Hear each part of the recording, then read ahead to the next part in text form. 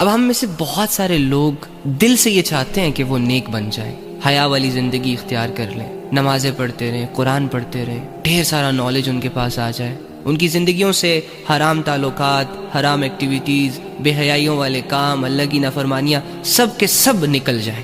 لیکن یہ چاہت، جو کہ بہت اچھی چاہت ہے، محض جب تک چاہت رہے گی نا، تب تک کوئی بھی بے حیا اپنی بے حیائیوں سے نہیں نکل سکتا، گنہگار گناہوں سے نہیں نکل سکتا، اللہ کے نافرمان اللہ کی نافرمانیوں سے باز نہیں آ سکتے۔ بس زندگی یوں ہی دو چار اچھی اچھی سوچوں کے ارد گرد گھومتی رہے گی، ختم ہو جائے گی، پتہ ہی نہیں چلے گا۔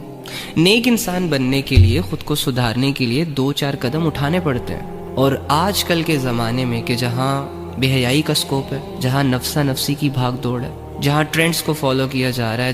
جہاں چہروں کو آئیڈیالائز کیا جا رہا ہے، جہاں میٹیریلسٹک سوچ آلموسٹ سب پہ چھا چکی ہے، تو ایسے دو چار قدم اٹھانا ہمارے نفس کو واقعی بہت بھاری فیل ہوگا۔ کبھی آپ کی سوچ آپ کا ساتھ نہیں دے گی، کبھی آپ کا دل آپ کا ساتھ نہیں دے گا، کبھی آپ کی ہمت آپ کا ساتھ نہیں دے گی، اور بس یہ زندگی ایسے ہی روزانہ گندگیوں میں گزرتی چلی جائے گی، اور خود کو بدلنے کے ارادے رکھنے کے باوجود ہم خود کو بدل نہیں پائیں گے۔ اور پتہ ہے اللہ کیا کہہ رہا ہے؟ اللہ کہہ رہا ہے لن تنالوا البر حتی تنفقوا مما تحبون۔ تم نیکی کے اس مقام تک ہرگز نہیں پہنچو گے، تم نیک نہیں بن سکتے تب تک جب تک کہ ان چیزوں میں سے اللہ کے لیے خرچ نہ کر دو جو تمہیں بڑی محبوب ہے، جن سے تمہیں محبت ہے۔ ہاں، اب ایک بے حیا انسان کو بے حیائی سے محبت ہوتی ہے، کیونکہ وہ بے حیائی اس کو بہت کچھ پرووائڈ کر رہی ہوتی ہے۔ دولت کا حریص انسان دولت سے بڑی گہری محبت رکھتا ہے، کیونکہ وہ دولت اس کا سٹینڈرڈ مینٹین کر کے رکھتی ہے، اس کی خواہشیں پوری کر رہی ہوتی ہے، اسے دنیا کا ایک بے تاج بادشاہ بنا کر رکھتی ہے، ہر چیز اس کی مٹھی میں لے آتی ہے نا۔ پیسہ ہوگا، اب جب چاہے جو چاہے جس ٹائم چاہے اپنی اچھی بری خواہشیں پوری کر سکتے ہیں۔ اور اسی طرح انسانوں کی محبت جو آج کل بڑی ٹرینڈ میں چل رہی ہے، یہ جو کم بخت 3 ورڈز نے لوگوں کو پاگل بنا کے رکھا ہوا ہے، آئی love you, I miss you, پتہ نہیں کیا سے کیا۔ اب اس میں بھی انسان ایک دوسرے سے جدا ہونے کا جب سوچتا ہے، چھوڑنے کا سوچتا ہے، تو موت پڑ جاتی ہے۔ تو دنیا کی محبتوں نے نا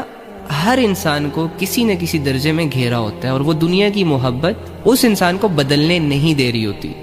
کیونکہ جب انسان بدلے گا اللہ کی خاطر تو ڈیفینیٹلی دنیا کو لات پڑ جائے گی، اس کے گناہ اس سے جھڑ جائیں گے، اس کا بے حیائی کرنے کا دل نہیں کرے گا، کسی کو دھوکہ دینے سے پہلے 100 دفعہ سوچے گا، اللہ کے لیے رشتوں کو نبھائے گا، حلال راستوں پر چلنا شروع ہو جائے گا۔ تو ہمارے جو خود کو بدلنے کے ارادے ہیں نا، یہ سکے پکے ارادے ہیں،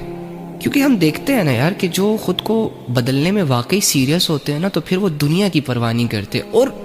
سوال ہی پیدا نہیں ہوتا کہ جب آپ اللہ کے لیے خود کو بدلنا چاہ رہے ہو تو پھر دنیا کا غم کیوں کر رہے ہو؟ اگر تم یہ مانتے ہو کہ تمہارا خدا اللہ ہے، اگر تم یہ مانتے ہو کہ تمہاری دنیا کی کامیابیاں، آخرت کی کامیابیاں اللہ کے ہاتھ میں، تو پھر تو اللہ کی فکر کرنی چاہیے تھی نا۔ تو ایک خوف ہے، ایک ڈر ہے دنیا کے چھن جانے کا، لوگوں کے ناراض ہو جانے کا، فالوورشپ گوانے کا، کچھ بھی، وہ ڈر ہمیں بدلنے نہیں دے رہا،